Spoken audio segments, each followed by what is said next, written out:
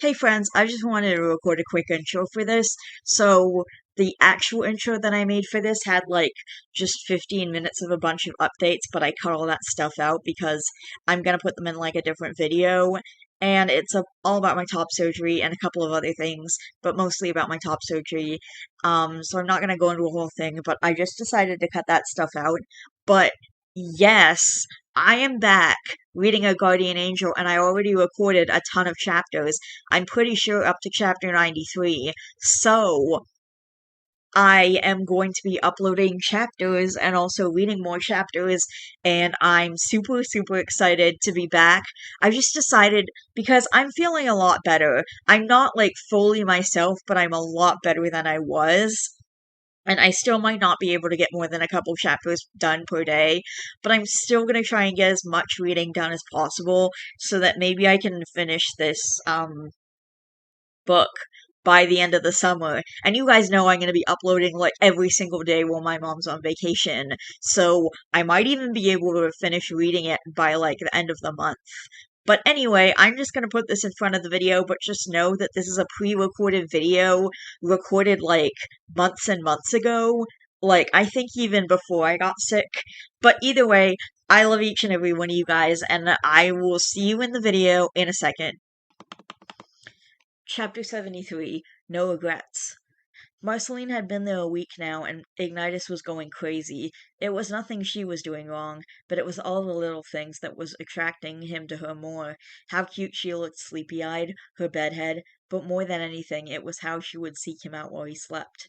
The first night he'd given her the bed, choosing to sleep on the couch, but when he woke in the morning, Ignitus found Marceline fast asleep, sitting against the couch. With a shake of his head, he lifted her from the ground and laid her back in the bed before going to make breakfast. This happened again, so by the third day, Ignitus simply gave up trying to give Marceline her own space and slept in the bed with her. At least this way they were both comfortable. His problem came, however, as he was trying desperately to avoid physical contact with her, only because of the whole screwed up Ash situation. Technically, it didn't seem like much of a problem, but Marceline was a very physical person. She was always touching, a touch on the shoulder, a touch on the arm, hugs, not even to mention that she snuggled up against him while he slept, and when they watched movies, she'd lean against him too. Ignitus knew it was because she was comfortable, not because she was flirting, but it was still hard to keep his feelings at bay. Right now, she didn't need him complicating the situation she was dealing with. Standing there in thought, Ignitus felt something nudge his arm. Hey, I was gonna make some of my sweet and spicy popcorn. Want some? Marceline asked as she passed him, pausing at the doorway. Yeah, sure, Ignitus said with a smile, watching as she stared at him for a moment. What's up? Something on your mind? Marceline asked after a moment of silence. Huh? Nah, it's nothing important, the redhead said, following Marceline into the kitchen. Hey, if it were nothing, you wouldn't be thinking about it so hard, she said, giving him a knowing look. It's really nothing to worry about, Marcy. Just thinking about some guy stuff, that is all, he said, waving it off, watching as Marceline grabbed some cinnamon sugar and cayenne pepper, putting a small spoonful of each one into the popped bag of popcorn as she began shaking the bag to mix it all together. She watched as he zoned out once again. Are you sure you're okay, Egg? Yeah, I'm fine, I promise, he said, shaking his head, watching as she poured the popcorn into a bowl big enough to share. Okay, so is there anything you want to do tonight? Marceline said as she walked into the living room, flopping on the couch as Ignitus did the same. Well, Marshall did want to hang out tonight, so if you want to come, you can, or I could invite them over here. Please don't invite Ash, Marceline said quickly, almost dropping her popcorn. Of course I wouldn't. Ignitus watched as Marceline sighed, shaking her head. Iggy, I have no idea what I'm gonna do, she said, leaning her forehead on his shoulder. I told him that if he could prove himself, that I'd give him a second chance. But what happens if he does? More than anything, Marceline regretted telling Ash that she would consider taking him back. Things like that weren't something she took lightly. They were just like promises, and she never backed out of a promise. Never. Then you tell him no, that you still aren't taking him back, the redhead said firmly. But I promised him I never break my promises. Ever. Hearing that, he nodded. It was true. Marceline did have a thing about promises. There's always an exception to the rule, Marcy, FP said as he shrugged. Whatever you decide, just remember that you deserve to be happy. Don't pick him just because you're afraid to hurt his feelings. Make yourself happy, Marceline. I want to, but it's hard, she whined. I know it's hard, but it's best to live in a way that you'll have no regrets. Is that what you've done? Marceline asked, looking up at him. Not in the slightest, but it's good advice, he said, glancing down at her.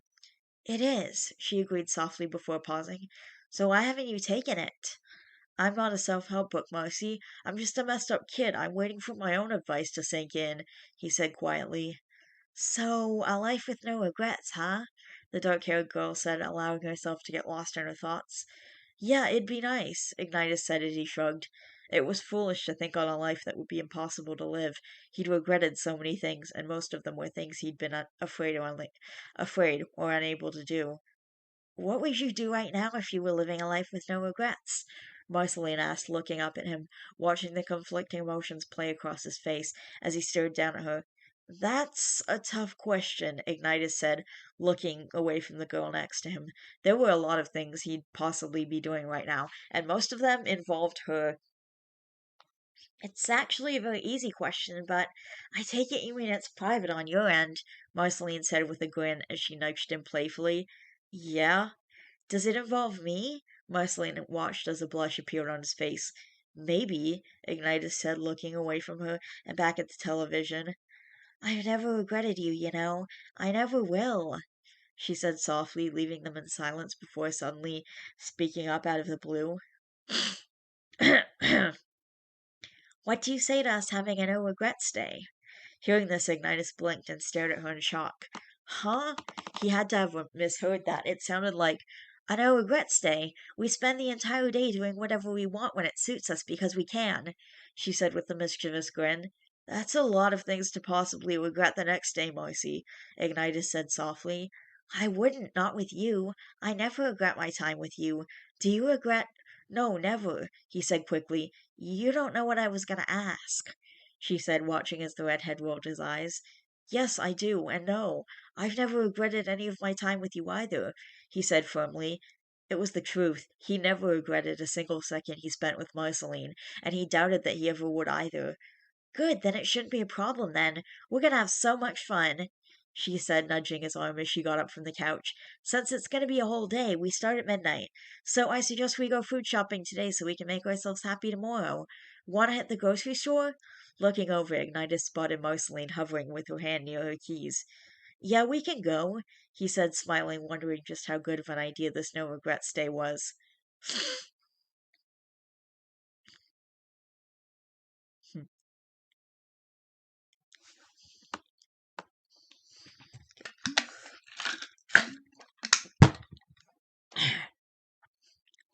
Ignitus walked around the grocery store, pushing the cart, as watching as Marceline grabbed item after item and tossed them into the cart. Marcy, I don't think we're going to be able to eat all this. The cart was filled with junk food, and she just tossed in whipped cream and hot fudge. Ooh.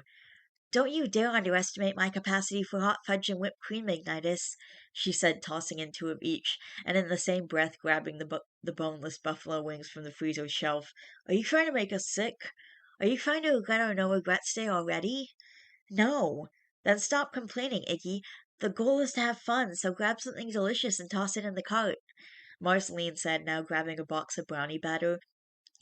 With a shrug, the redhead grabbed a canister of juice and a few bottles of soda, figuring they might need something to drink with everything Marceline was getting. You know, sometimes I wish we could just go back to a time when things weren't quite so screwed up, back when everything made sense. Do you know what I mean? Marceline stared at Ignitus, who simply stared back at her before speaking. Of course I know what you mean, but for you and me, those are two vastly different times, he said as he continued following Marceline as he leaned over the cart. For you, that would probably be the time before you were busy having ash troubles, but for me, that was back before my parents started choosing my sister over me.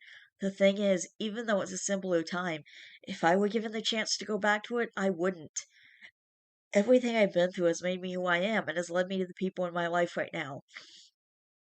So while I'd like a simple, happy life, I wouldn't change my life now if it meant anything would be different. Hearing this, Marceline smiled. I like that answer. After finishing the shopping, the pair returned to the apartment. The hour was ticking down until midnight. Ignitus had a feeling that Marceline was plotting something. He just wasn't quite sure what it was. No Regrets Day started at midnight, and as the day progressed to Ignitus, it was oddly normal. He'd expected Marceline to throw confetti or start some kind of food war with the popcorn they were currently eating, but she didn't. Instead, they simply continued to watch the movie they were currently engrossed in, which happened to be The Descent, which was fairly creepy, not that he'd admit that to her. They spent the day doing whatever they wanted, and their No Regrets Day was ending feeling like any old, normal day. That was until Marceline spoke up. "What's on your mind?" she asked suddenly, not even looking away from the screen. "I'm wondering what you've been plotting for the last 24 hours." "Whatever happens, happens. That's the point of all this, you know. I just wanted today to be a go with the flow day," she said, walking from the room and returning with the spoon, the hot fudge, and the spray can of whipped cream before sitting back down. "So we could just, oh, I don't know, have sporadically gotten married today?" FP asked jokingly, watching as Marceline choked on her whipped cream. If we both wanted to, I guess," she said questioningly. "I'm kidding." "Oh, thank God, you kind of surprised me with that one," she said with a grin, watching as he reached over, wiping a bit of the cream from her lip, before popping the finger in his mouth with a smirk as he watched her blush darken. "You're way too easy to make blush, you know that, right?" he said, grinning as she stuck her tongue out at him. "I miss us hanging out like this," Marcy said, leaning her head on Ignitus's shoulder. "I know, me too," he murmured.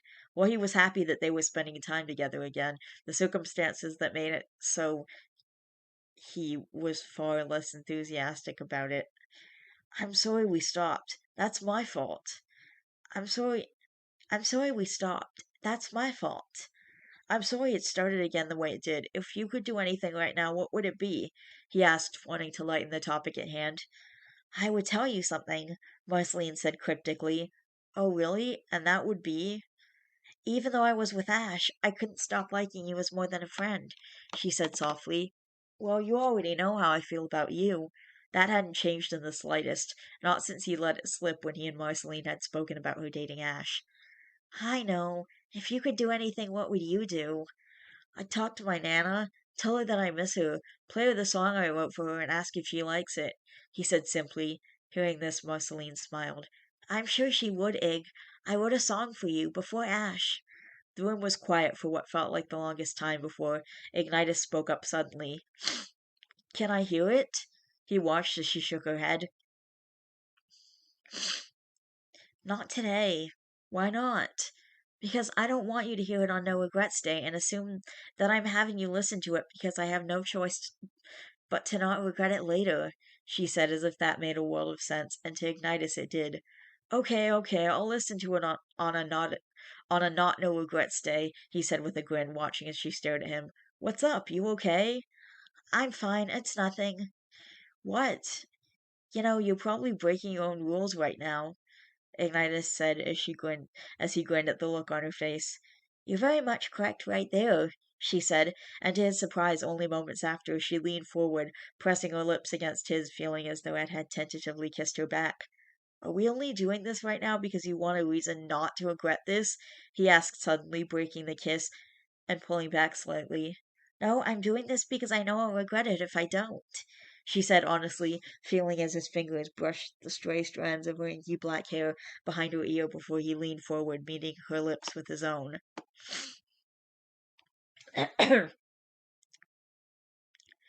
Marceline pulled back, panting for breath, feeling as Ignitus continued kissing her, moving to her neck and down her throat, feeling as his hands moved along her body before she was pulled flush against him.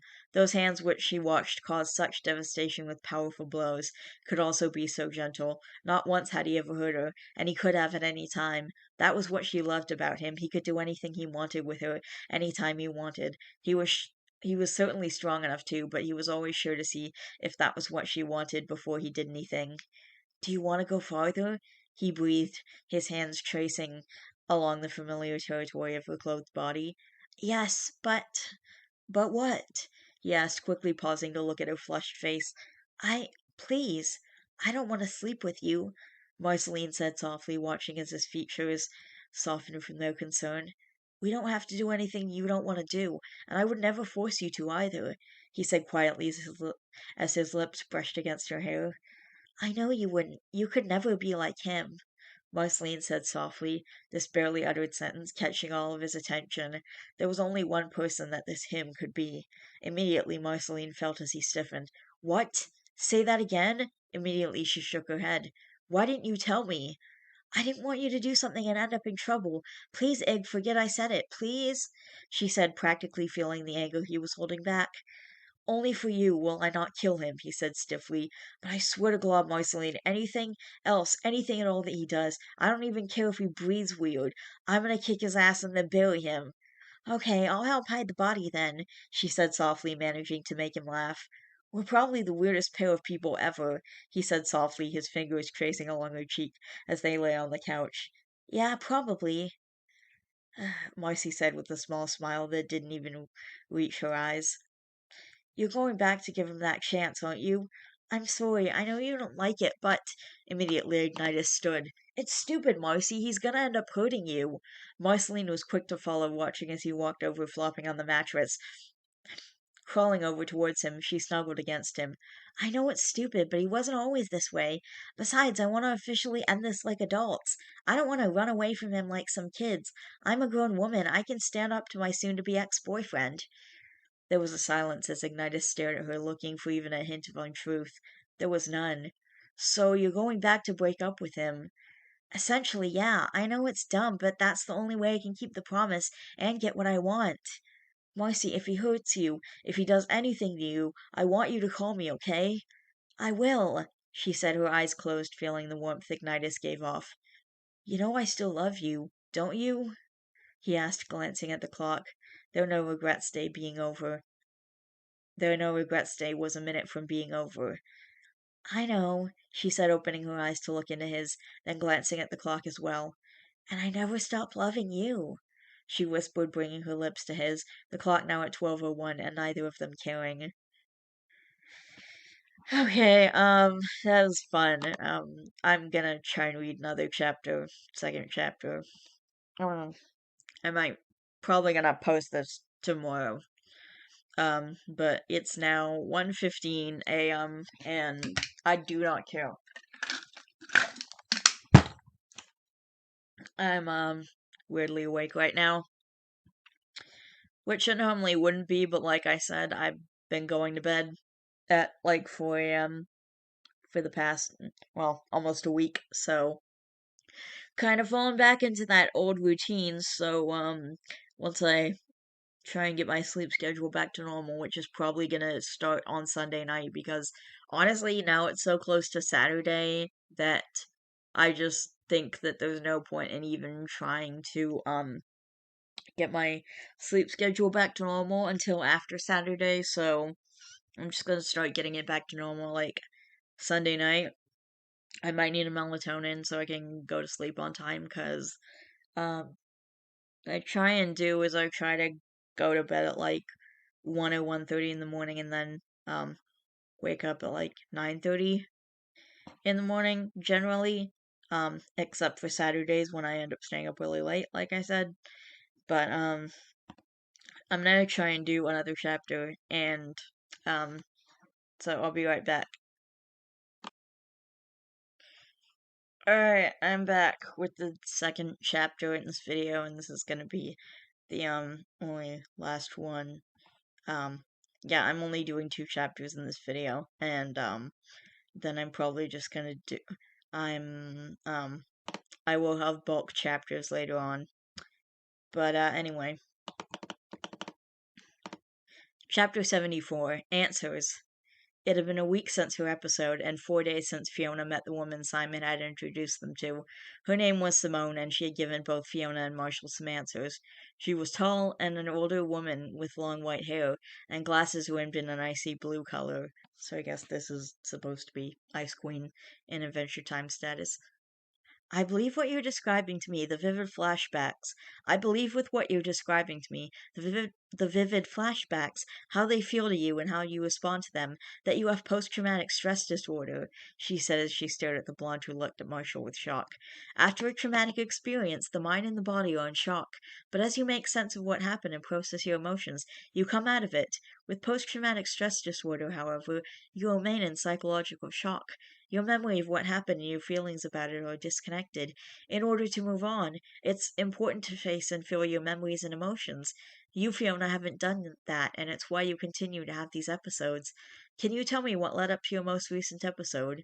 The older woman asked as she sat poised in her chair with a notepad on her lap. Hearing her ask this question, Fiona Hearing her ask this question, Marshall felt like a fool. It wasn't something he'd thought to ask. He just immediately went to help her and never thought to figure out the cause of it. I was talking with a friend of ours. He startled me. I thought he was alone in our house. He'd separated from his girlfriend and wanted me to tell him where she was. He said he wanted to win her back, Fiona said with a shrug, watching as Simone wrote something in her notebook. What happened after that, Fiona? The older woman coaxed, watching as the blonde looked nervously to the ground before glancing at Marshall. He grabbed my wrists and wouldn't let go. What? Quickly, Marshall turned to face her, watching as Fiona looked at him nervously. Was that when it started, Fiona? Hearing this, the blonde nodded, still staring at Marshall, who now took her hand. Why didn't you tell me? He asked gently, watching as she shook her head and shrugged. I don't know. I was so freaked out and I was focused on that. I just didn't think to, she said softly, watching as he nodded, accept, accepting that.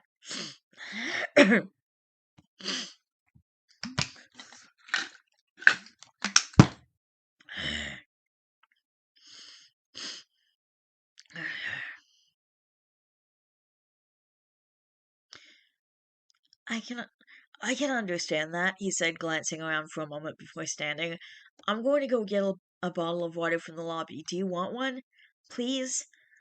Okay, I'll be back in a few minutes. Turning, Marshall walked from the room, gently closing the door behind him. Walking down the hall, he looked through the obscure picture of peace, but looks could be deceiving. Making his way down the flight of stairs, he walked out of the lobby and through the double doors that led outside before reaching for his phone, dialing it, and holding to his ear, listening as a familiar voice spoke. Hey, Marsh, what's up?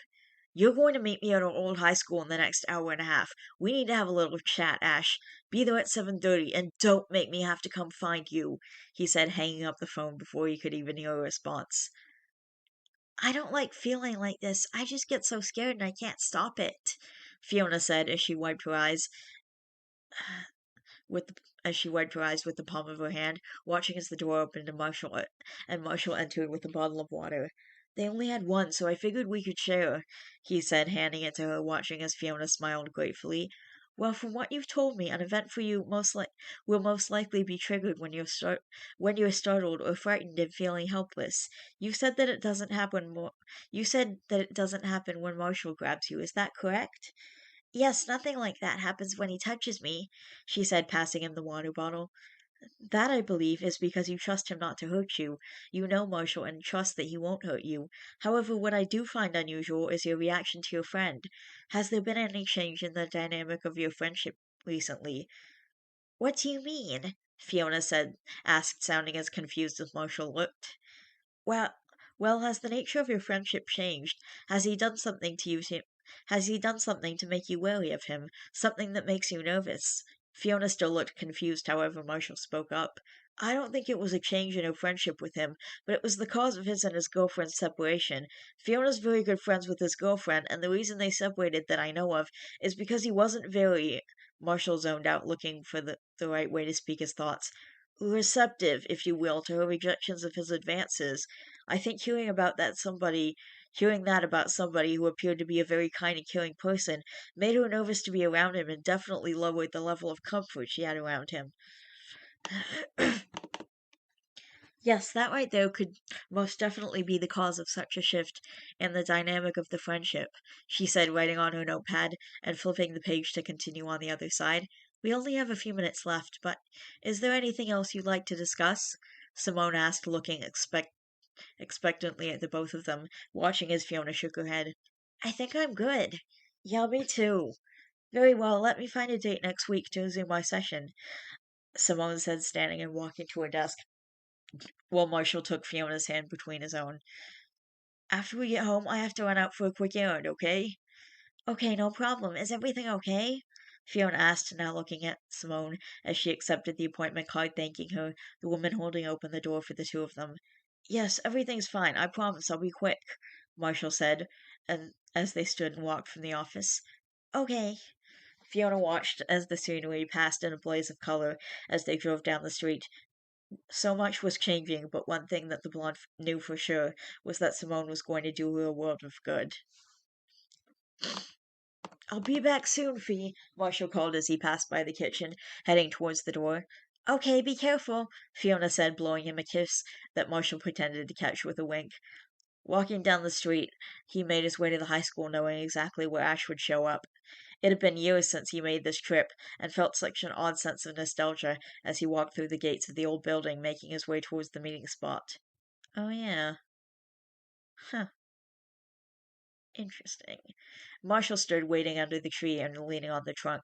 This was where they would all usually meet. He knew it wouldn't be long until Ash showed up, and just as he had the thought, he watched as the familiar car pulled up and parked, his friend heading over.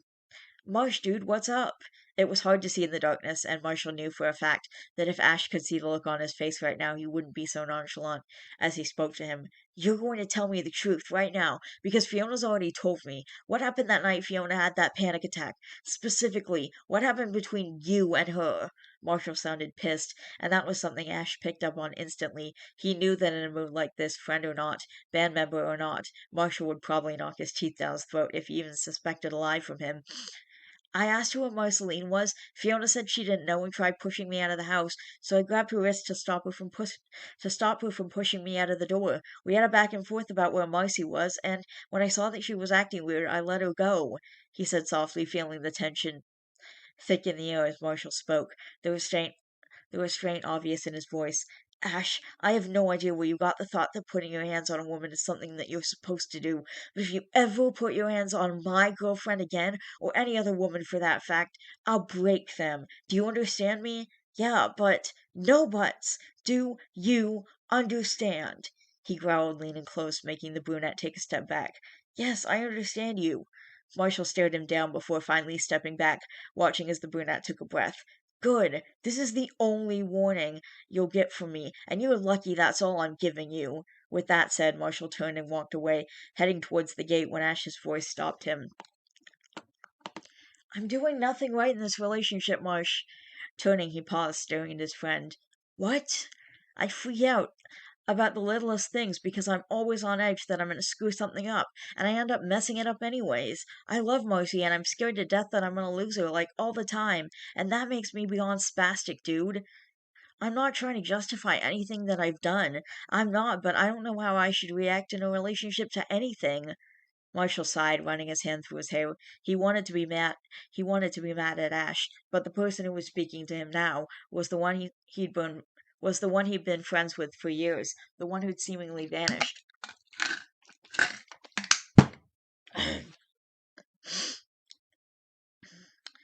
Ash, all you have to do, honestly, is say and do what you feel.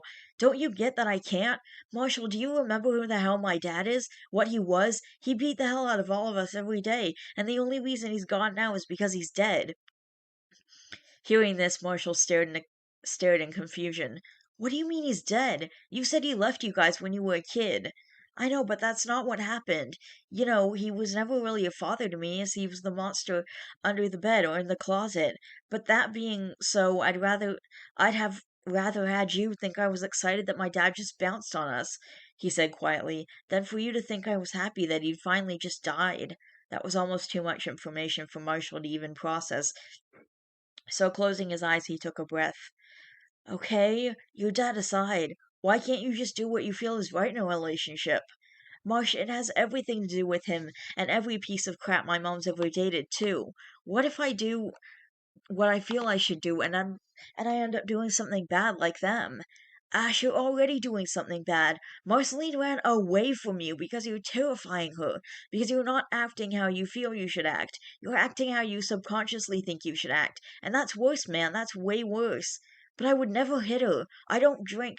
Ash, that's not the point. Your demons aren't hers. It doesn't matter that you don't drink. You're not hitting her, no. And if you were, it really would not be me you'd have to worry about. But the thing is, you're too controlling. From what she's told me, and Fiona, you tell her who she can and can't be friends with. FP is the perfect example. She's been friends with him for years. She's only been dating you for a few months, and you try to keep them away from each other. You love her, but you don't trust her. Trust is a huge thing in a relationship, Ash. It really is. Marshall, I barely even trust myself. My dad was a dick. Like he was worse than Benson was, and that's saying something if that bastard was a marked improvement from my father. But you're not your father, Ash. You and him aren't the same guy. But he's a part of me, and what if that part ever came out? He asked desperately. Don't you see that it already has? Marshall asked as he shook his head, Ash staring at him in shock. What? He breathed, sounding absolutely horrified. Why else would Marceline split like she has? She's not playing hide and seek, Ash. You've literally scared her away. You need to treat her like you do us. You're a good person, Ash. Truly you are. But you really do just need some help before things get more out of hand than they already are. How do I get that?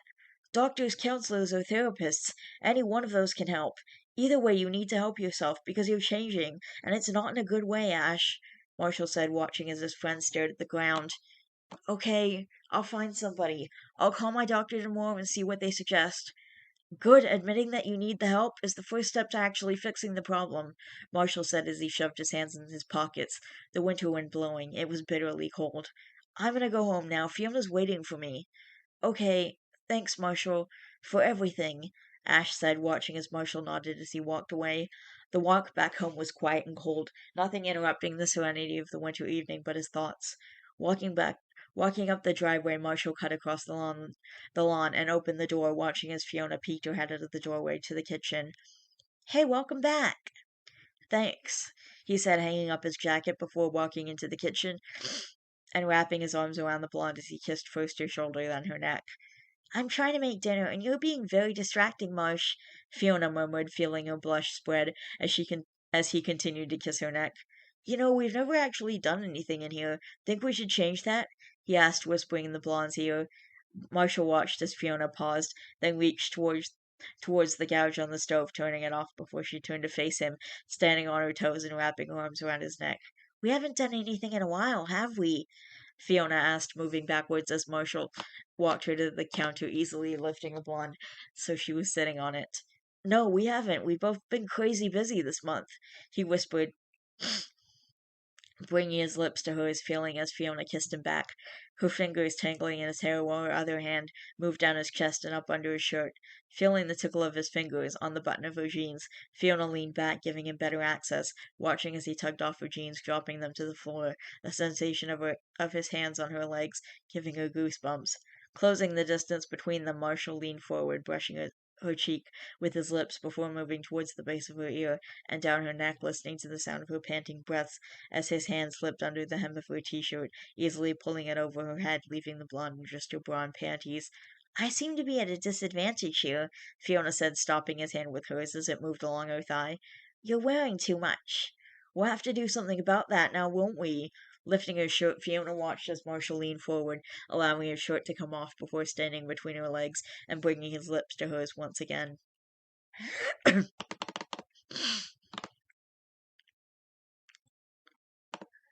Fiona lay serenely basking in the warm bliss, listening to the steady beating of Marshall's heart. His hand skimmed along the contours of her back, moving slowly up and down. She could feel the tickle of his fingers grazing the small of her back, moving up along her spine and moving across her shoulder blades, stopping at the base of her neck, before moving back down again. I love you more than words could ever express, he said softly, feeling as Fiona moved slightly, just enough to press her lips to his chest right where his heart would be. I love you too, to the moon and back, and until every star in the sky is gone from existence. That's a long time. That's a lot of love, she said, smiling up at him. Do you think that a love like ours can create miracles? Fiona asked softly.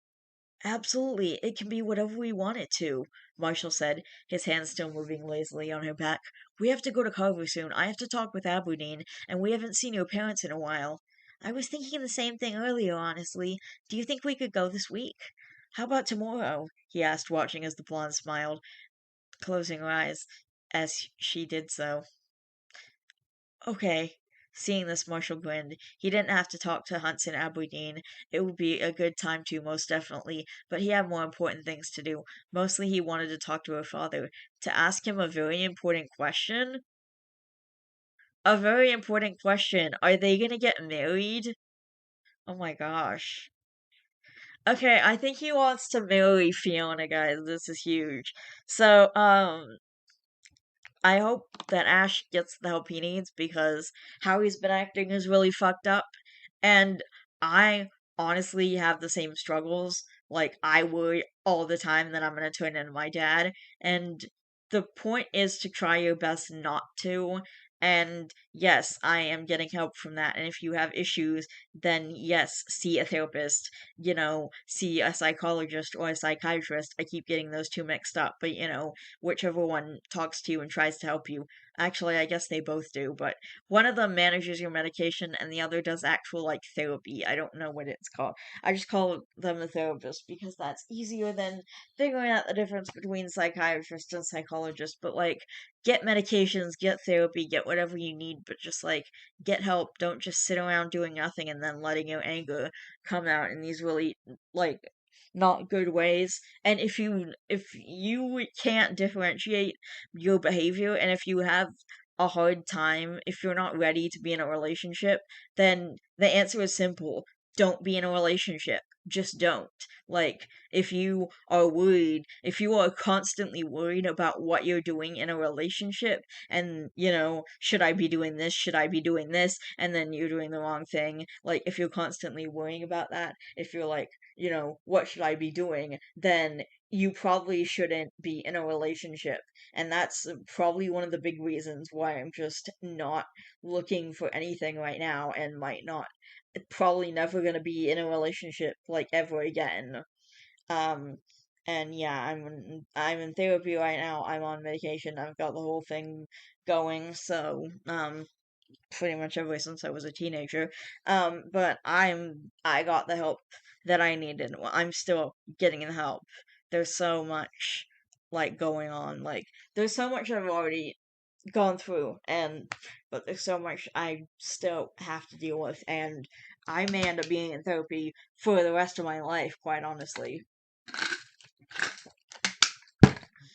Anyway, I just wanted to do that because I was frustrated at the world and at my mom, and now I feel a lot better, and I'm looking forward to the next video because they are probably going to like give Marshall some um give Ash some kind of development with seeing a therapist and all that kind of stuff, and I'm really looking forward to seeing Marshall ask Fiona's father's permission, who's gonna say yes, of course, because he's an amazing guy and Fiona's parents really like. Well, I guess they've had some problems with him in the past, especially the whole molestation, almost molestation thing with that guy and that whole thing, and that was the situation.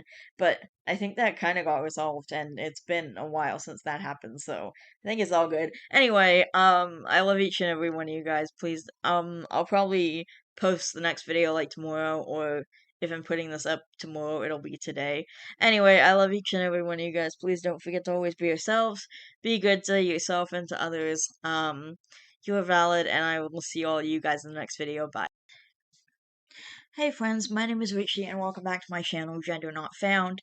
So, there are two more videos that I have to make, and one has 2 chapters and the other has 4 chapters. So I'm gonna try and do all 6 chapters tonight. It's 8 o'clock right now, so I'm probably gonna do a couple of chapters and then I'm gonna take a break. And actually, while I'm on my breaks, I'm gonna be like going back and forth cleaning up the kitchen because I have a big pile of dishes. Like when I got the Dawn Power Wash, the dishes had been piling up for a few days, so I ended up having a big load. And I could have asked my mom to do my dishes, but I've been doing them myself over the last few days, but I haven't gotten them all done. So there's a pile of dishes, and I had obviously I had to to keep making food. So now there's a pile of dishes, and I kept adding to that pile. Like for every dish I clean, there would be another dish going on the pile. So I gotta clean up my kitchen tonight. So I made it a point.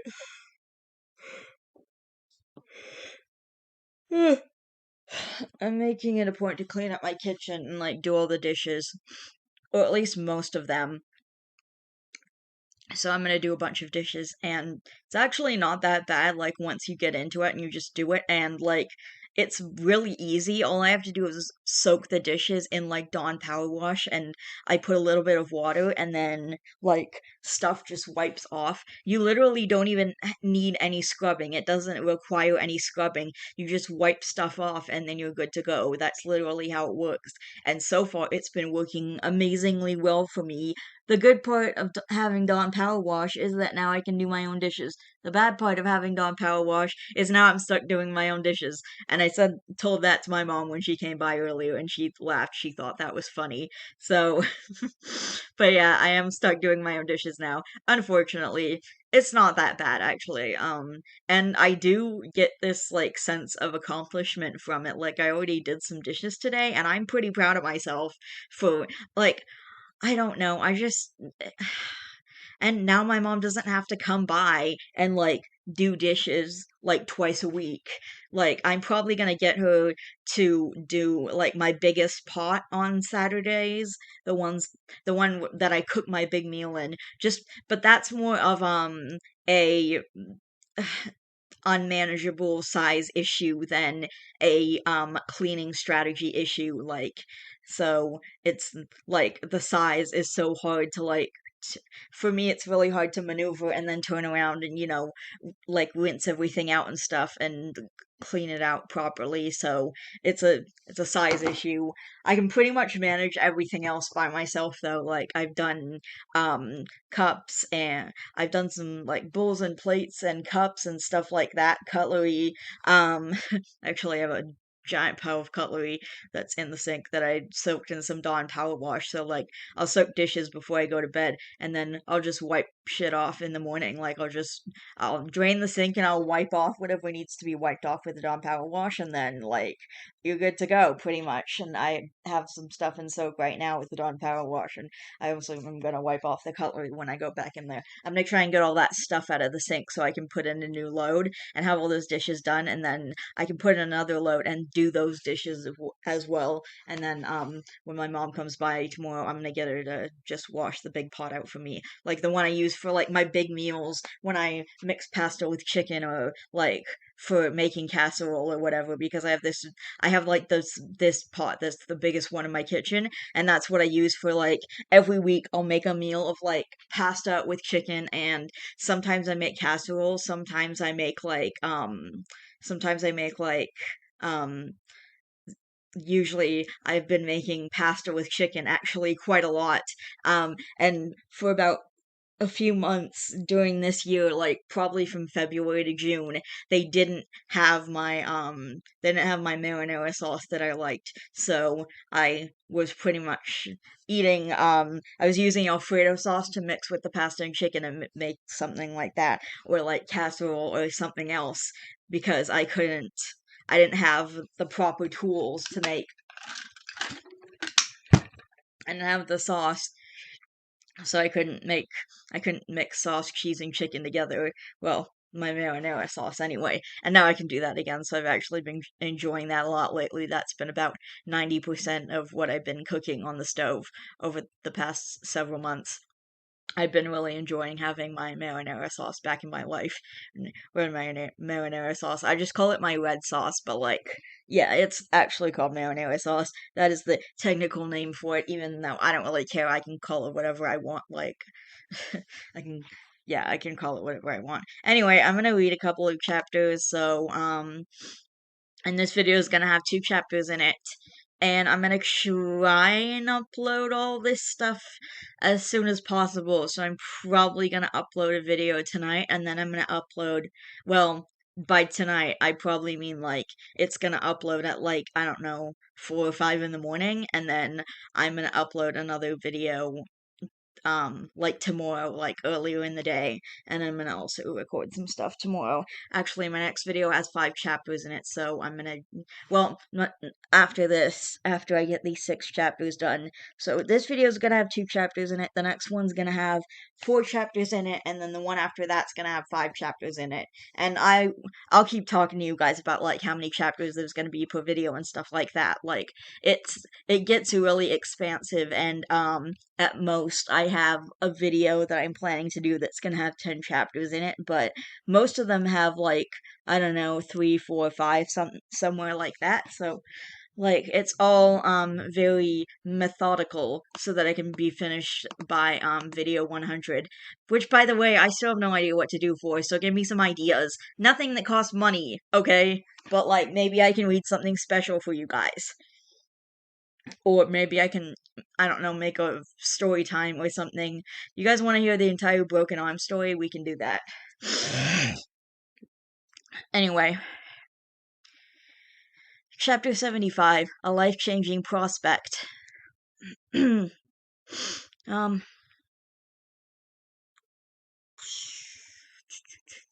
life-changing prospect. Fiona looked boredly out the window. Oh, we left her, Marshall, I think, was gonna ask his dad to marry her. Was gonna ask Fiona's dad for permission to marry her. Fiona looked boredly out the window, watching the passing scenery as they drove down the highway. Marshall, however, knew her better than to assume she was bored. If anything, it was silent excitement. He had learned after years of being around the blonde that when she was bored, she'd tap her arm or leg with her index finger to whatever tune was stuck in her head at the moment. However, when she was looking forward to something, she'd seemingly wiggle with anticipation. It would start with just her leg or her shoulders, until she became impossibly unstill, if it could be called that. Right now she was wiggling in her seat as they made their way up to her parents' house in Carver, and Marshall knew that Fiona was looking forward to it, especially since they hadn't seen her parents in well over a month. That was a long time for the blonde, especially with so much going on recently. The biggest thing, though, came this morning when Billy called. Their contract with Nightosphere Records was coming to an end, and the bids from other companies were coming in, and shockingly, somebody had outbid Aberdeen by a lot. While money didn't mean much to Marshall, he knew that if the rest of the band found out, aside from Fiona, there would be a huge debate on who to go with: the record company that would definitely further their careers, or the random newcomer with the tons of cash that seemed to come out of the blue. Marshall honestly wanted to stick with Nightosphere. To him, they were the obvious choice, but now that there were others competing with them, Marshall knew he'd have to talk to the guys about it, and soon, too. They continued driving down the street, and Marshall watched as the wiggle increased as she began to get antsy. "You excited, Fiona?" Marshall asked with a smirk. "I missed my parents," she said with a shrug and a blush. "Nothing's wrong with that," he said as they pulled into the driveway, the blonde quickly hopping out of the car, Marshall following behind once the vehicle was actually shut off. Fiona, though, had frozen at the threshold of the door, and curious, Marshall stood listening to the conversation that could be heard. "Look, I know this isn't what you want to hear, but this isn't working between us anymore. I think it would be to both our benefits to go our separate ways." "But why? We have children," Ellen said softly, though to Marshall she sounded odd, like she didn't know exactly what she was saying. "All of our children are grown. They don't need us together anymore. They'll understand that I want to be happy. But it's not fair after all we've been through, and now you want to throw that all away?" "I'm sorry, but I've already called the divorce lawyer." Unable to listen any more, Fiona entered the house, Marshall following her, feeling that maybe the conversation they walked in on was not what it seemed. "Mom, Dad, you can't get a divorce. You can't. I can't keep losing my family. I can't," she said with a sob as her parents' surprised faces turned to face her.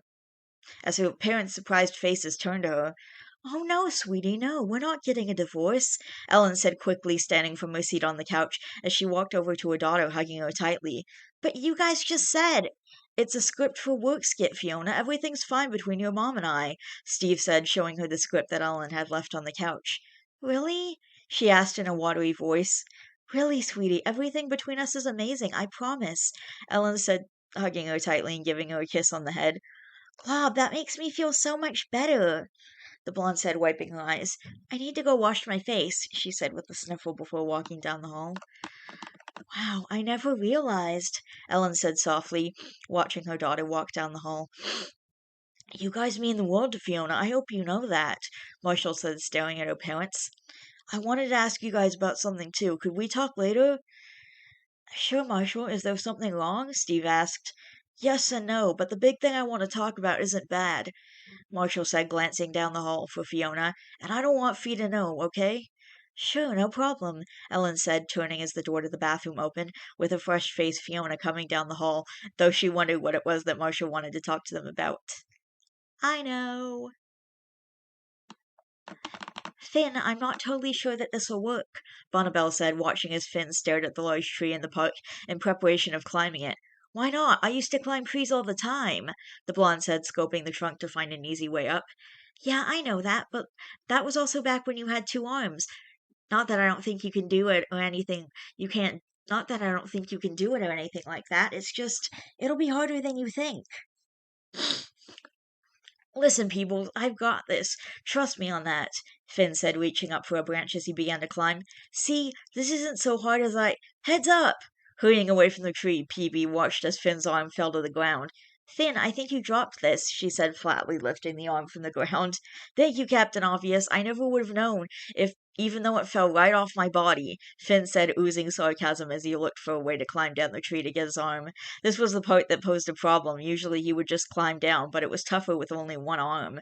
Do you need any help? The pink cat asked, pushing her bangs from her eyes. Nope, he said, still looking around, trying to find a suitable branch to drop down onto. Are you lying to me? Peebee asked, now sounding mother henish. Nope. Is nope all you can say? Now she sounded annoyed, and knowing this, Finn grinned. Nope. Oh my glob, Finn. The blonde listened as she huffed in annoyance before taking several steps back, and sitting down near the tree with Finn's arm beside her. Have you heard anything from Marceline? She decided to ask. And I swear to Glob, if you say nope, I'll climb up there just to punch you. Not recently. Fiona said that she did that up and vanish thing. Wait. Fiona said she did that up and vanish thing when she does when she's bummed. So maybe there's something wrong between her and her boyfriend, Finn said as he reached for a sturdy looking limb, missing it and falling from the tree with a screech. Finn, are you okay? Bonnabelle asked, helping him sit up. Yeah, I'm fine. I mean, if my arm wasn't cut off, I'd probably have broken it, but other than that, I'm pretty good, he said, taking the prosthetic from her hand and putting it back on his arm, pushing it into place. So now that it's been determined that you can't climb a tree, no, it's been determined that I can't climb this tree. There are hundreds of other trees in this town that I can try to climb, he said seriously. When was the last time you saw Lady Jake and the girls? Maybe you could do that instead of trying to climb all the trees and carve her. A few days ago at the baby's naming party, they decided on Viola, by the way. Ooh, that's pretty, but still, I can't stand here and watch you climb trees all day, Finn. That's not what we agreed on when you said hangout time, she said in a huff, putting her hands on her hips. How is it not? Technically, I was hanging out. You know what I mean, Finn. Come on, let's go watch a movie or something. I'm sure if we looked hard enough, we can find a documentary on how to climb trees with only one arm, PB said, grabbing the blonde's arm and dragging him away from the park and back to his place, much against Finn's will. As they made their way down the street, Bonnabelle had to pull Finn away from every tree they passed until something caught her attention. Look, someone's finally starting to rebuild that house that burnt down, she said, watching as Finn nodded. Yeah, that's Emma's dad. It was her grandma's house. Oh, I'm sorry to hear that, Bonnabelle said softly, watching as Finn nodded. Me too. It was hard on her and her brother. He took it much harder than she did, he said, walking up the walkway and opening the door for his friend. But then that's life, isn't it? A slew of shitty things mixed with awesome things filled in with mundane things, he said with a shrug as he kicked his shoes off. That's a little dreary for you, Finn. It's the truth, though, he said with another shrug as they made their way to the family room in the basement. He was a master at it now. The one-handed function of the basement was easy to conquer. Everything was on the remote anyways. Setting everything up, Finn allowed his pink-haired friend to pick the movie and almost wanted to groan when she did. Come on, Bonnie, really? He asked, watching as she grinned, holding up Wreck-It Ralph. Really, we're watching it, she said, opening the DVD player and putting it in. Where is everybody? Usually somebody's here, she said quietly.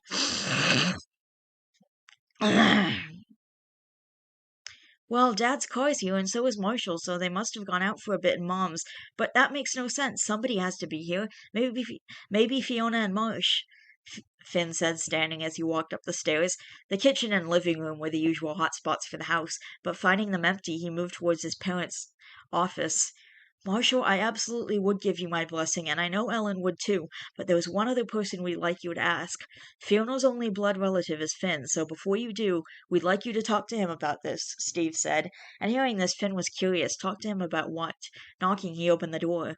What's going on? He asked nonchalantly, looking around the room, spotting his parents and Marshall sitting across from each other.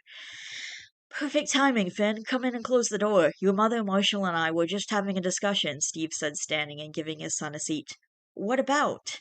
He asked, looking from one to the other. I asked your parents' permission to propose to Fiona, and they suggested that I ask your permission as well because you are her blood brother, Marshall said, picking at his thumb. Wow, this isn't the conversation I thought I'd be having today. Yeah, of course. You've been nothing but good to my sister, so I've no reason to say no, he said with a shrug. We didn't think you'd say no either, but your dad and I decided that should Fiona be asked as her brother, you should be included, Ellen said with a smile. Thanks, Ma, and Marshall. Just be good to my sister like you have been. That's all I ask of you, Finn said simply, offering Marshall his hand as he shook it. Welcome to the family, Abigail. Standing, Finn smiled at his parents and walked from the room. Fiona was going to be so excited, and that thought alone made him smile.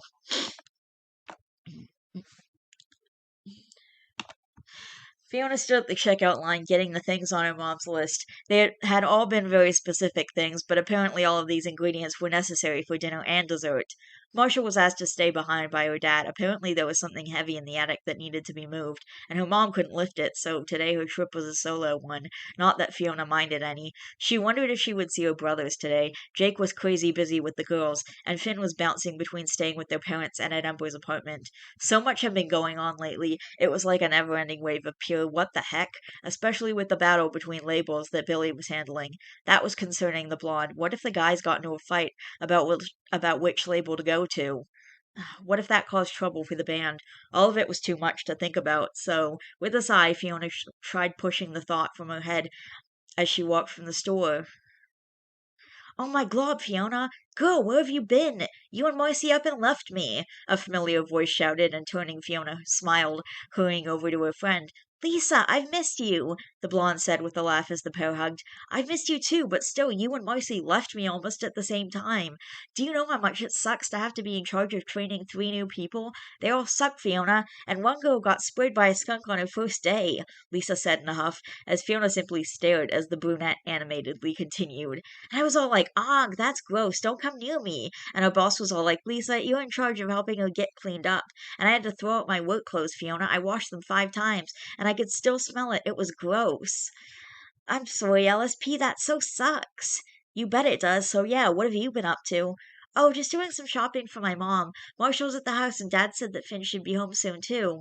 I haven't seen Finn in a while. Do you mind if I come along? Not at all. Did you drive here? Nah, I walked. I was bored and wanted to do something.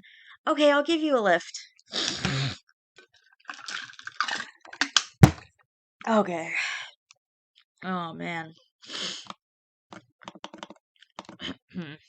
1 week earlier, Jake sat in the living room in front of Jackie, Charlie, and the walker beside him, listening as she went on and on about her time with Lady at the store, entirely in Korean. Jake was learning so much from the 3 of them. He was learning from Jackie and Lady. He was teaching Charlie.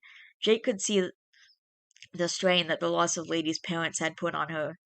And with 2 children and a third on the way, Jake had decided that enough was enough and that he was going to speak to them, one way or another.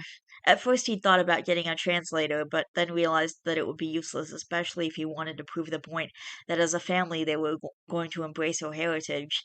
It had started simply by conversing in little sentences with his daughter, asking her about her trips with her mother, or visits to her grandparents and seeing her Uncle Finn, all those kinds of things. Then he started teaching Charlie name and colors, things, numbers, and places, even teaching her tiny 2-word sentences like more food, my mommy, and Jackie's toy. All of it was to lead up to this moment that was to be had in the next week or so. He'd made contact with Lady's parents, and shockingly, they'd agreed to come down and discuss with Jake about his and their daughter's lifestyle. They agreed to see their daughter and meet their grandchildren, but first, they were to meet with Jake and he would decide if all this was going to take place. That had been a long, intense conversation, but he'd managed it. He'd also Googled Korean marriage customs and decided that perhaps the reason Ethel and Bob had been so against it was because they hadn't met his family, but that was also something Jake was planning to set up. Though he really hoped that things would go smoothly and that they wouldn't think he was crazy, Jake had 1 week to prepare and he hoped that everything was going to go right.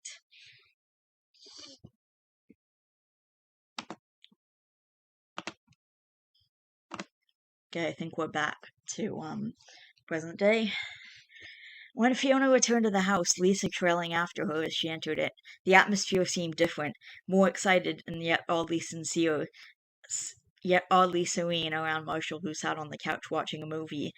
"Hey, Fee, welcome back," he said with his usual grin as the blonde waved, walking past him and into the kitchen to drop the groceries. "Oh my God, Finn, I haven't seen you in forever." Fiona shook her head with a smirk as Lisa lunged for her brother. She smiled at her mom, who thanked her for the groceries, before walking into the living room to sit with Marshall. So easy time moving the stuff around?" the blonde asked, snuggling up against Marshall as he put his arm around her shoulders. "Beyond easy, and even Finn helped," Marshall said, his gaze never leaving the TV screen, as Fiona continued to scoot over to him until eventually she flopped on his lap, her head on the arm of the couch. "I missed you," she said with a grin. "Fee, you only went to the store," Marshall said, holding back his smile. "I know, but I still missed you." Now Marshall smiled.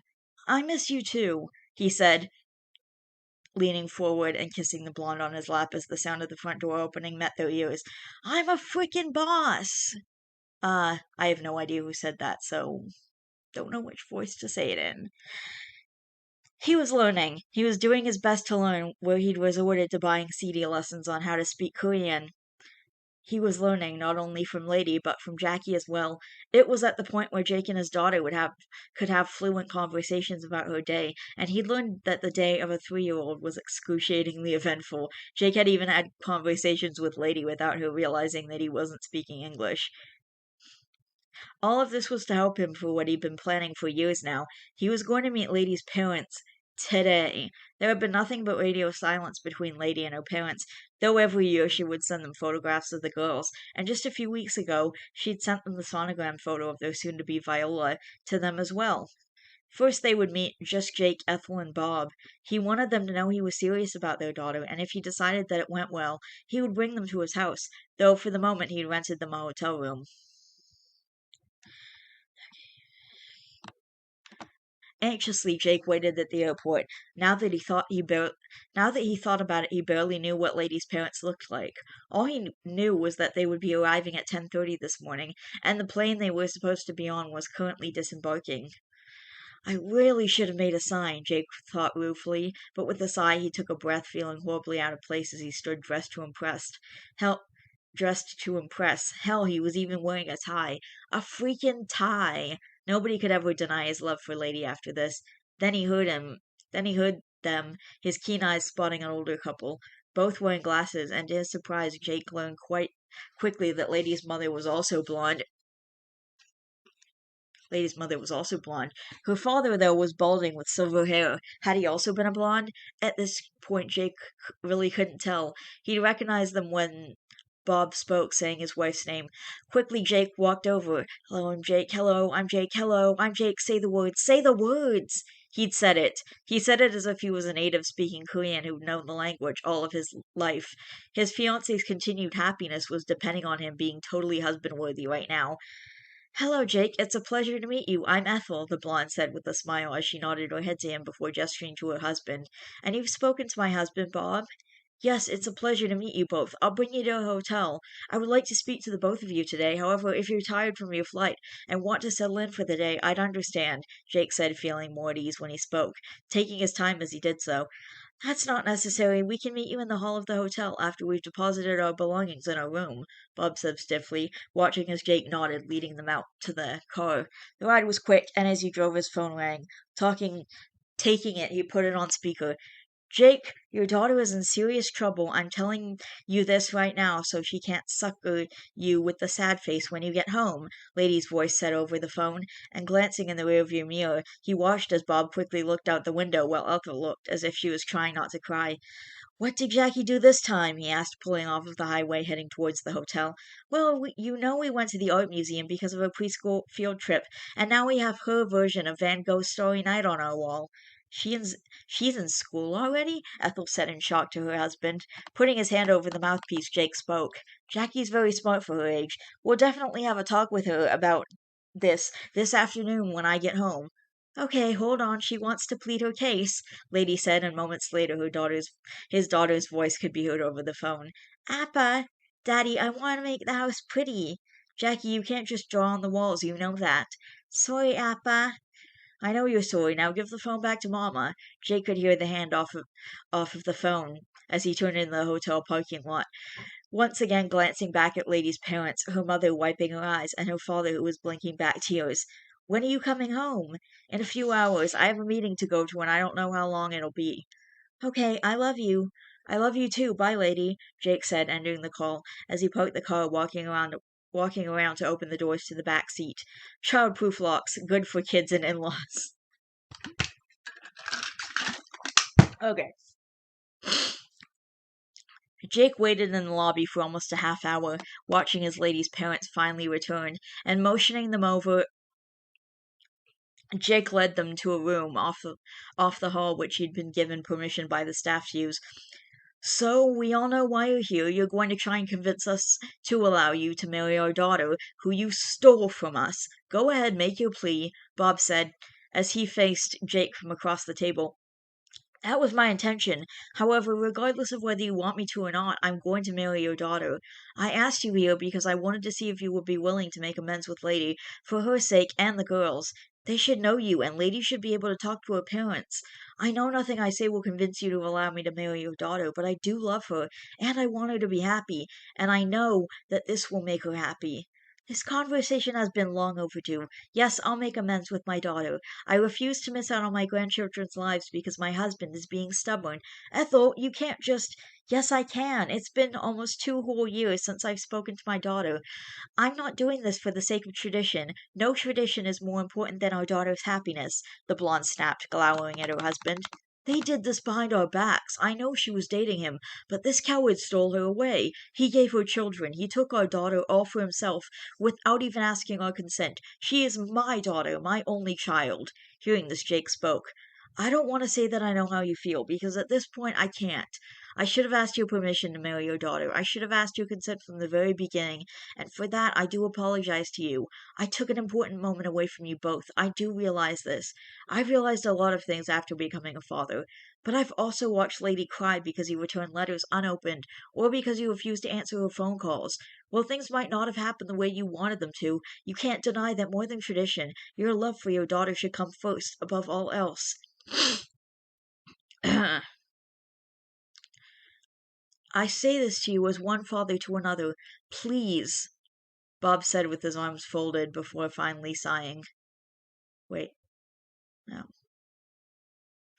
Anyway, very well, I will speak to my daughter. I will give you that much. However, you must prove to me that you are worthy of her, and if I'm not convinced by the time our flight home arrives, that will be my final say on the matter. You will not have my consent for the wedding, and regardless of whether or not you do marry my daughter, you will know my feelings of your union, he said, standing, and now much to Jake's surprise speaking English. I would like to see my granddaughters. Ethel too stood. I would also like to see my grandchildren. Hearing this, Jake nodded. Okay, we can go now, though I'll warn you, Jackie's probably in a mood. It's about nap time, Jake said, standing and leading them from the room. As he walked to the car, he pulled out his phone, dialing it. Hey, Jake. Hey, I'm on my way home right now, and I'm bringing guests, too. Jake, the house is an absolute mess, and Jackie's Starry Night is still on the wall. That's okay, they aren't work guests. All right, I'll pick up and put on some tea then. Okay, we'll be there in 15. Okay, bye. Bye.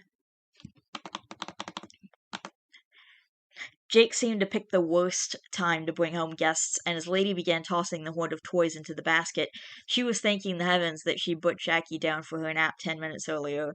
Glancing around, she grabbed the vacuum and did a quick run-through of the first floor before putting it back in its place. Walking into the kitchen, she put on the tea kettle, ignoring the dishes in the strainer. Realizing that she didn't ask how many were coming with Jake, Lady was about to call him when she could hear crying over the monitor in the kitchen. It almost felt as if she'd never had a chance to relax. Climbing the stairs, she walked into the girls' room, quickly taking Charlie from the crib and leaving before she could wake Jackie. The toddler was teething, feverish, and cranky, and had been overall miserable this week. Usually a warm bottle and the frozen teethering did the trick, so warming up a bottle, Lady sat with their daughter in the rocker in the living room as she hummed softly. Charlie was already almost a year old, and the fact that she was 7 months along now frightened her. It was already tough to stay afloat, and now they were having another baby on top of it. She was frightened about the thought of it, to be honest, and rocking the toddler, she began to sing softly a song she'd heard Fiona singing to the girls before. You like that, don't you? You always like Auntie Fiona's songs. Oh, Lady said with a smile as her daughter settled down and began nursing from the bottle. The blonde continued to hum the song, singing the only part that she really knew, which was the chorus. Charlie was halfway through her bottle when the door opened. I'm home, Jake said, his voice coming from the door behind her. Welcome back. Junior's napping and Charlie's having a teething tantrum. Do you want to grab the chewy ring from the freezer, please? Lady asked, unaware of her parents' presence in the house, as she continued singing once again, starting up at the chorus, listening as footsteps walked from the room. I'll sing a melody and hope to God she's listening, sleeping softly while I sing, and I'll be your memories, your lullaby for all the times, hoping that my voice could get it right. I really don't know the melody of any of these songs, so alright. She really does like that song, Jake said, standing in front of Lady, offering to take their daughter. Smiling, she stood, handing her to him as she rubbed her belly. Yeah, she does. This little girl is beating me from the inside out, though, so who's here? She asked, looking around. They're in the kitchen, and they're excited to see you, he said with a grin. Lady looked at him questioningly. Honestly, she couldn't think of anyone she hadn't seen in a while that as close by, except Bonnie. But then again, they emailed almost daily, so that barely counted. Lady followed Jake as he walked from the living room into the kitchen, listening as a woman gasped and was immediately touching her baby. Lady could do nothing but stare. It was her mother, and sitting at the table was her father. Oma, Appa, what are you doing here? The blonde asked as tears streamed down her cheeks, hugging her mother tightly, who had been quick to embrace her daughter, her father soon embracing the pair of them. Jake invited us down. He set up the whole thing, Ethel said as she wiped her daughter's cheeks. I've missed you, my beautiful girl. Oh, Oma, I've missed you too. I've missed you both so much, Lady said as she let out a sob. Seeing this family moment, Jake decided to inspect the damage of Jackie's Starry Night on the wall, and moments later he was joined by Bob while the two women conversed. Look at you, you're absolutely glowing. How far along are you? 7 months last week. Looking around, Lady spotted Jake and her father standing in the hall. It's actually a really good rendition, Bob said as he stared at the 3-year-old's drawing. I know, right? She even initialed her name on the bottom, Jake said softly, trying to figure out how to keep the drawing, finally settling on taking a picture of it before he washed it from the wall.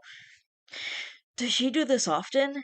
Nah, she was on a field trip to the art museum. She probably thought they draw on the walls and put the frames around that, Jake said, turning the light on as he snapped a picture of the wall on his phone.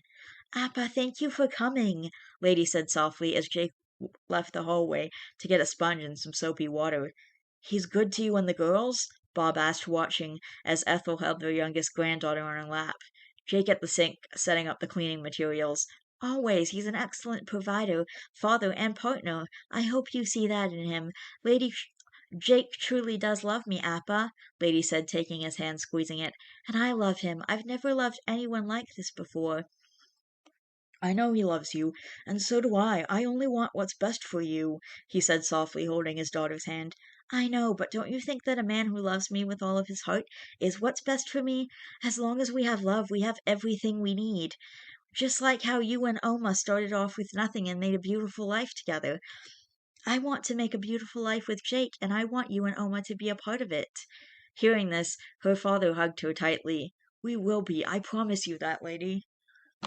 Sorry if I'm mispronouncing any of these Korean words. Jake had decided to give them some alone time and taking his leave, he drove to his parents' house after dismissing himself. Opening the door, he shouted at the top of his lungs, feeling the demanding need to celebrate this battle of the in-laws with somebody. "I'm a frickin' boss!" he shouted. Almost immediately, Finn's voice could be heard from the basement. "Jake! Looks like your brother's back," Marshall said with a grin as Fiona laughed, rolling off his lap and running to the hall. "Big brother! Baby sister! I'm a boss! I am awesome! I am the magical glue that heals families!" he announced excitedly, being tackled moments later by Finn, who'd come from the family room. "Jake, what are you so excited for?" Ellen asked, coming into the hall, followed by Steve. "He's the magical glue that heals families. That's obviously why he's celebrating," Fiona said with a laugh. "I learned Korean, invited ladies' parents down, and now they've made up. Jake said as he pumped his fist excitedly as he got pats on his back from Fiona and from Finn and his father, while his mom hugged him and Fiona high-fived him. "Sweetie, I am so proud of you," Ellen said happily. "Good job, bro. Family is everything. Hell, even I could see that," Finn said. "I swear to Glob, I'm gonna get her dad's permission and propose to her all over again, right in front of them." "I hear wedding bells in the near future," Fiona said with a laugh. "I think they'll be closer than you think, Fiona," Finn said with a smirk, only to get jabbed by Steve with a hard poke and a sharp shut-it look on his face. Luckily, this went unnoticed by Fiona. Marshall leaned against the doorway with a smile on his face. Watching the commotion, listening as Jake explained the details of his story to his family, and when he was finished, the crowd moved to the kitchen to celebrate with the cake that Ellen had just finished. Fiona, however, stopped in front of Marshall. "Everything seems to be panning out for everyone," she said happily. "I still wish that I knew where Marcy is, though. She's got me worried." Bleh. "I'm sure everything will be okay, Fee. FP went off the grid too, so chances are that Marcy's staying with him. I mean, they're practically best friends after all, so it wouldn't surprise me if she was," Marshall said softly. "You do have a point," the blonde said quietly. "I just can't help but worry about my friends, though." Okay. "Marcy, you finally came home," Ash said excitedly. "No, I'm not home. We have a lot to talk about, Ash," Marcelina said as she put her backpack down on the table. "What's it you want to talk about? Because I've started anger management sessions, and I got hooked up with a therapist that works a few blocks from here. The therapist says that we should definitely be more open and communicative," he said, watching as Marceline stood there before sighing. "After everything that's happening and that has happened, especially with how you've been acting, I just don't feel like I even know who you are anymore, Ash," Marceline said as she sat at a chair at the table, as the brunette stared at her seriously. "I don't think we're working out, but because you are in therapy, I'll give you one last chance," she said, watching as Ash nodded his head. "If I'm not happy by the time the lease ends in the next few months, I'm moving out and we're over. If at any point you make me uncomfortable, threaten me, or hurt me, we are over. Do you understand me?" "Absolutely. I think it would help if you maybe came to a session of mine every now and again, too. You know, to have neutral ground to vent our frustrations," Ash said quietly, watching as Marceline thought about it for a moment. "Okay, who is your therapist?" Marceline asked, trying for some not relationship conversation. "Her name is Maja." "Hmm? Okay, well, was that was a long chapter. Actually, it wasn't that long. It was just longer compared to the chapters we've been reading recently. Anyway, I'll be right back with another chapter. I gotta get my meds and stuff. It's 8, it's almost 9 o'clock, so I gotta get my meds. And, that's the end of the chapter, I guess. So, I think I'm supposed to know who Maja is, but I do not, because I haven't seen very much of Adventure Time. I actually started watching it again recently, and think I've seen like 8 episodes, and yeah, it's season 1. Uh I got like I said, I got the entire box set, so I will be right back with the second chapter, and I mean, I don't really need to say anything more than that. Hey, I'm back with the second chapter.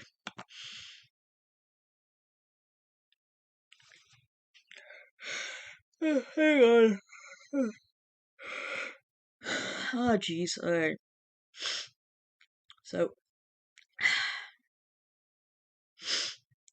Chapter 76. The Temptations of Life. Keep your head held high, your shoulders back, and stand tall. These people were the worst kind, or so Billy had told him.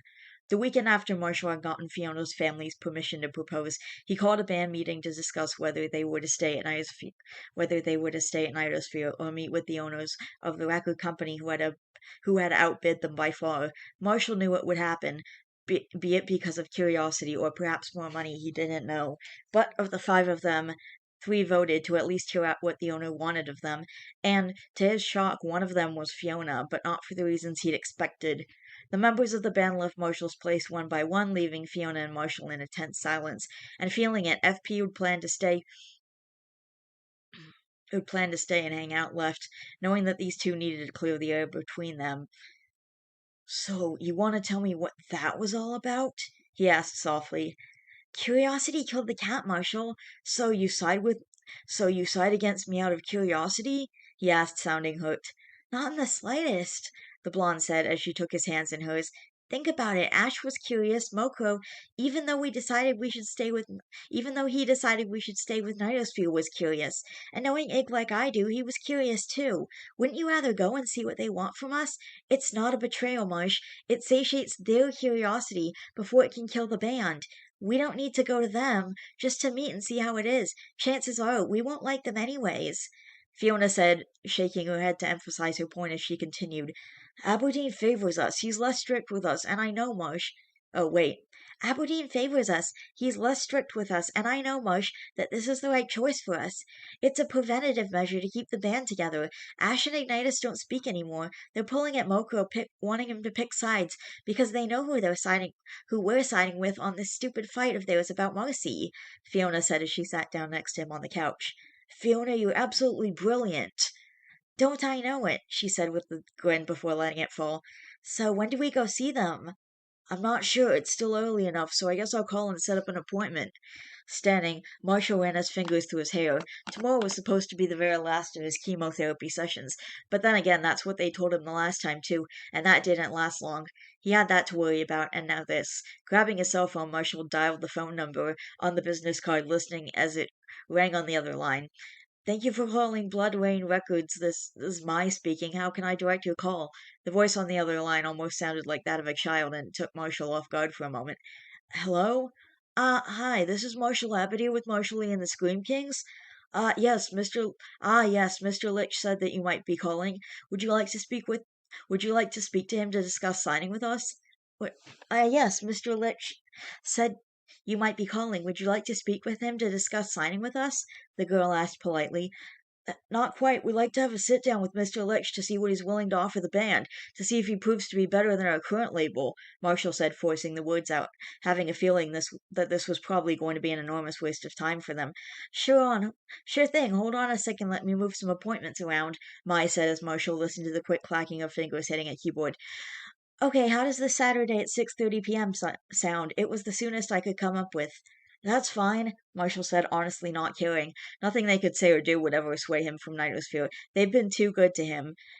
"Excellent. Please be here 15 minutes early. Mr. Lich is not fond of lateness. So it's this Saturday at 6:30 p.m. Is there anything else I can do for you, Mr. Abadir?" "No, thank you," he said, remembering his manners, listening as she thanked him before hanging up. Why did Marshall have the feeling that this was an abnormally bad idea? "So, what did they say?" Fiona asked, taking notice of how uneasy Marshall looked. "The meeting's at 6:30 Saturday night." "Okay, so what's wrong?" Looking at him, Marshall seemed so troubled right now. "The guy's name. Lich. Anderson Lich. I feel like I've heard it before, and not in a good way," Marshall murmured as he walked into the kitchen, pulling a bottle of water from the fridge. "Where do you think you heard it?" "I'm not sure, but what I'm feeling right now, I don't like it." Uh-oh. Okay.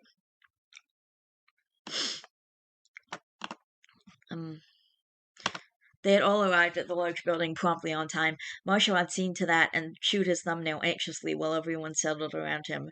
"Okay, we're just seeing what this guy has to offer that Nidosphere doesn't," Marshall said firmly. "Just remember how good Aberdeen's been to us," he said, watching as the boys nodded as he faced them one by one. before turning and leading them into the building, the epitome of cool collection on the outside. On the inside, his stomach was crawling. Why did this place look so disturbingly familiar, and why was he getting so bugged out? Entering the building, the group made their way past the male secretary to the glass elevator, riding it to the top floor. Marshall could feel Fiona tense beside him as she clutched his hand, hers trembling. Looking down, he realized why. Even the floor was glass. The moment the door opened, the blonde was the first one out, clutching the banister as she took deep, calming breaths.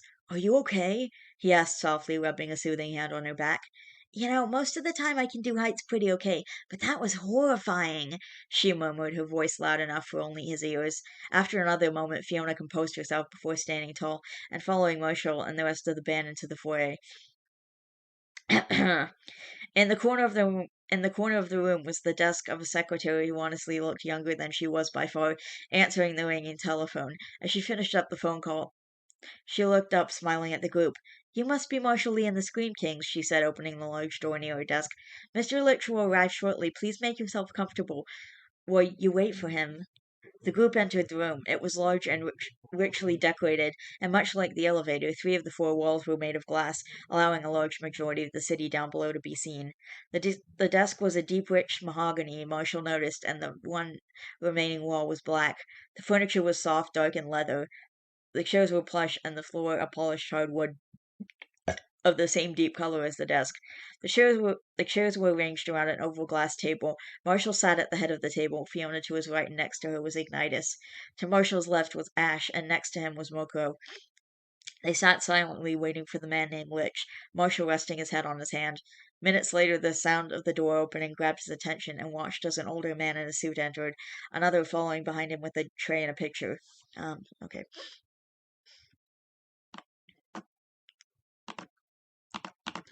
"My apologies for being late. I was finishing up another meeting that got far too out of hand," he said cryptically, slicking back his silver hair as he approached. "Marshall, it's splendid to see you. I'm Anderson Litch," he said, extending his hand.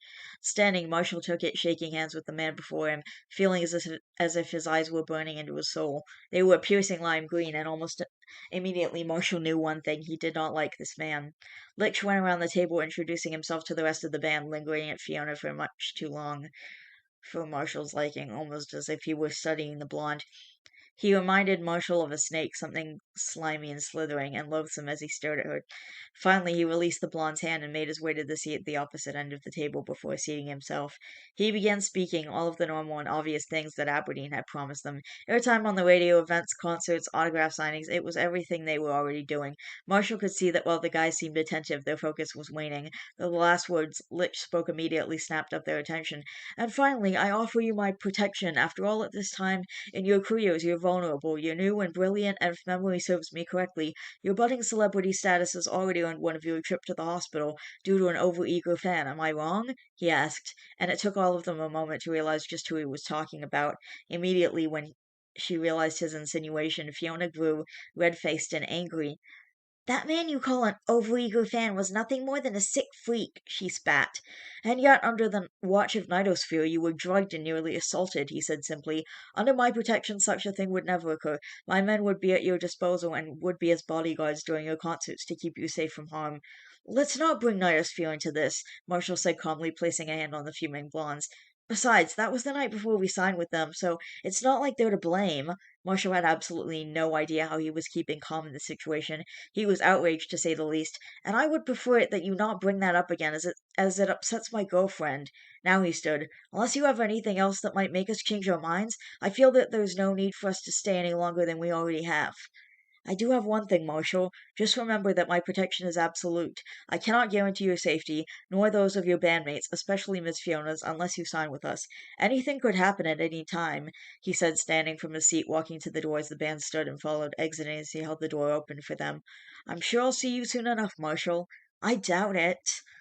"I don't. I can be excruciatingly persuasive. Besides, accidents happen every day. You'll be with me by next year," he said with a smile, closing the door as Marshall stepped out of it. They exited the hall, and once they were out of earshot of the secretary, Fiona fumed. "Who the hell does this guy think he is?" she growled angrily, wanting nothing more than to punch his lights out. "I don't know what he thought he could offer us, but this was such a waste of time," FP said as he shook his head. I wholly agree with that. I think we should stick with Aberdeen, Moko said as he hit the button for the elevator. The only reason I would choose Lich would be the money, Ash said with a shrug. I doubt I could get over his creepiness, though. I don't like him, Marshall said as they entered the elevator, pressing the button for the ground floor, watching the doors close behind them. I wouldn't trust the guy as far as I could throw him, he said darkly, feeling as once again Fiona gripped his hand as the glass box began making its descent, the sudden flickering of the elevator lights catching his attention.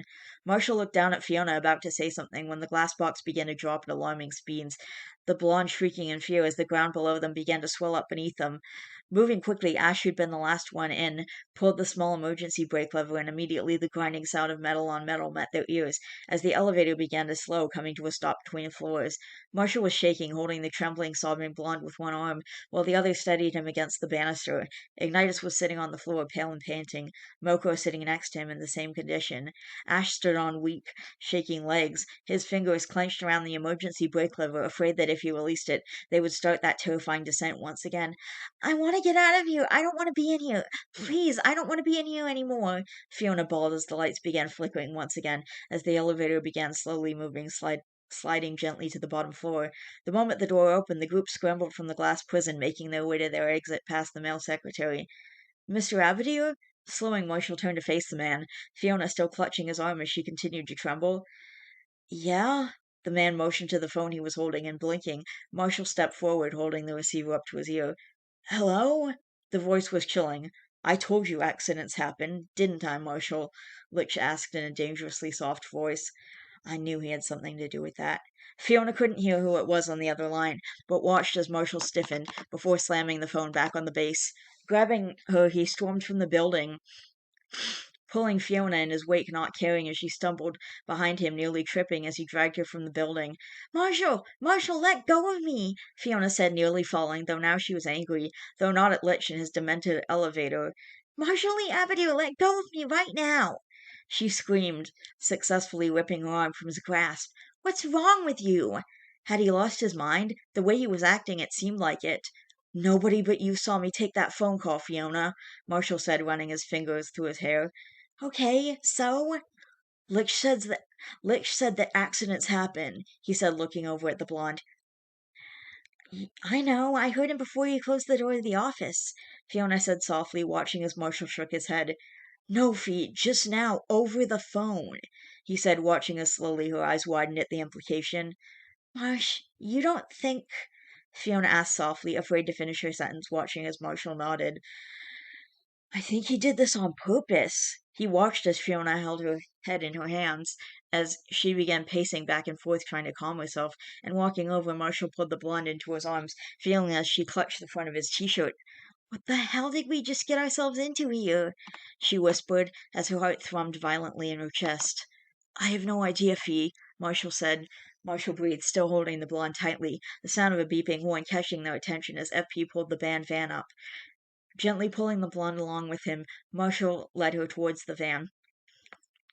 Moko helped her climb into the vehicle before he sat down. Marshall soon followed her to the back where she sat stiffly, her arms wrapped around her knees. Sitting next to her, Marshall put his arms around her shoulders, feeling as Fiona rested her head against him. The ride back to his place was quick, and opening the door, Marshall hopped out, offering Fiona his hand as she did the same, and with a wave she watched as FP drove away, Marshall pulling out his cell phone. Billy? Yeah, we went to the meeting at Blood Rain. Call Aberdeen right now and tell him we're signing with him again this year. We'll do it at his earliest convenience. Yup, later, he said, snapping the phone shut and shoving it into his pocket as he walked next to the blonde, following her into the house. I don't know about you, Fiona, but I could severely use a drink, Marshall said softly. I could go for one, too, she said, watching as Marshall reached into the cabinet, pulling out several bottles before he made her up a drink. His was far simpler. Instead of adding things to dull down the sharp taste of alcohol, like he'd done for her, Marshall poured a shot into a glass and drank it straight, followed by a second and then the third. Finally, after the fourth, he placed the glass in the sink and put the bottles away. Fiona watched him silently as Marshall walked into the living room and flopped on the couch as he let out a breath. Marsh, are you okay? I really just need some time to calm down, Fee. I'm fine. I just have to relax, he said softly before blinking with a thought. Let me see your arm, he murmured, and then unpanicked from the elevator drop and the disturbing notion that Lich was behind it, Fiona had almost forgotten he grabbed her as he quickly pulled her from the building, though at the mention of her arm it began to throb. Pulling off her sweatshirt, Fiona looked down at her arm and could see the beginnings of a bruise starting to form. She knew he wouldn't like what he saw. Slowly, Fiona sat down, placing her drink on the table before showing him her left arm. His hands touched her gently, and upon seeing the bruise, remorse was in his eyes. Fiona, I'm so sorry. I never meant to hurt you. I know. I do know that, Marshall, Fiona said, watching as he held his head in his hands. I'm so sorry. I know, but I also know that you love me, she said softly, holding his hand tightly in hers, feeling as he rested his head on her shoulder. Okay, why do I have the feeling that Lich had something to do with Marshall's dad's death? Kate had promised that dinner would be ready by the time he got home from the meeting at Bloodrain. Moko knew she would make good on her promise, and everything smelled amazing, but he couldn't bring himself to eat a thing. Baby, what's wrong? I know you were hungry when you left, Kate said, watching as Moko looked up at her. Kate's eyes were green, just like that weirdo Lich. Oh no. Hers were a darker green, more of an emerald than the acid green of the man she'd just met with. Her eyes were honestly what he'd thought of when that elevator dropped. He feared that he'd never see her again. He just continued to stare at her, watching as she fidgeted. Babe, are you okay? I'm pretty sure I'm horrified of elevators now, but other than that, yeah. What happened? Her voice was gentle and coaxing. That was one of the biggest reasons why he liked her the way he did. Kate never demanded information or tried to pry things out of him. He didn't know if it was the way she asked, or maybe even her soft southern accent. Regardless of what it was, Moko soon opened up about the meeting at Bloodrain, how creepy and unsettling Lich was, how he seemed to stare through you like you were less than human. Then finally he talked about the elevator, how the lights flickered and the glass box dropped, the sound of his friends screaming, and how Ash had enough sense in the terrifying situation to pull the brake latch. I have no idea what would have happened if he hadn't done that, Moko said softly. With a shudder, he looked away from those kind green eyes.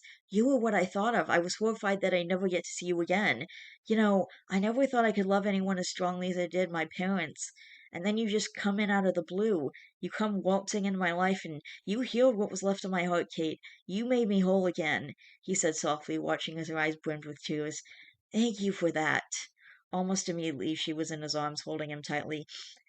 You don't have to thank me, you don't have to thank me, Modestus Moko Cronin. It is a privilege to love you, she whispered, holding him tightly. Um, Marceline stared after Ash in shock after he told her about what had happened at Bloodrain. He walked away to call his therapist, and taking that time, Marceline decided to call Ignitus.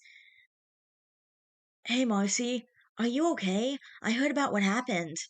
I mean, other than nearly pissing my pants, I'm fine, he said quietly. How's Ash? Practically bursting with excitement about how he saved everyone. It's like he doesn't see the big picture here, just that he pulled the brake, Marceline said in annoyance, listening as Ignitus scoffed. Don't let it bug you, Marcy. We're all safe, so it doesn't matter. He can be as excited as he wants. It's not going to change the fact that that creepy-ass dude was probably behind this. Hearing this, Marceline gasped. Do you really think so?